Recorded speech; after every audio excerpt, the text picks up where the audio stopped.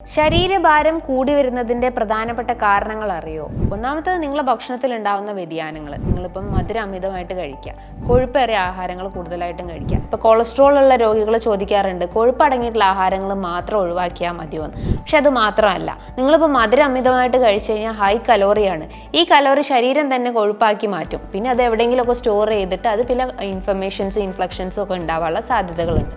അപ്പം hidden sugar eating ആണ് ഇതിൻ്റെ ഒരു മെയിൻ കോസ്.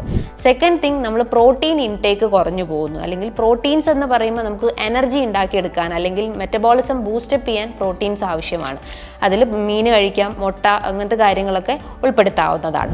അതിനോടൊപ്പം തന്നെ നിങ്ങൾ സ്ട്രെസ്സ്, അതായത് ഹെവി ആയിട്ടുള്ള സ്ട്രെസ്സും എല്ലാ അസുഖങ്ങളെയും ഒരു ലീഡിങ് ഫാക്ടറാണ്. അപ്പോൾ സ്ട്രെസ്സ് കൺട്രോൾ ചെയ്യുന്ന ബ്രെത്ത് ടെക്നിക്സ് ഒക്കെ ഫോളോ ചെയ്യാൻ ശ്രമിക്കുക.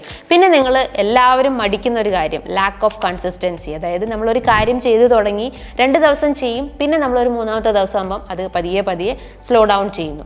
ഈ ഒരു മെത്തേഡ് ഫോളോ ചെയ്യുമ്പോഴാണ് നമുക്ക് എല്ലാത്തിലും ഒരു ഫെയിലിയർ കാണിക്കുന്നത്. അപ്പോൾ എപ്പോഴും നമ്മൾ ഒരു കോൺസ്റ്റൻ്റ് ആയിട്ട് കാര്യങ്ങൾ മെയിൻറ്റെയിൻ ചെയ്യാൻ ശ്രമിക്കുക. ഒരു ബാലൻസ്ഡ് ഡയറ്റും അതേപോലെ തന്നെ വർക്കൗട്ടുകളും ഇതിനോടൊപ്പം ഫോളോ ചെയ്യാൻ ശ്രമിക്കുക.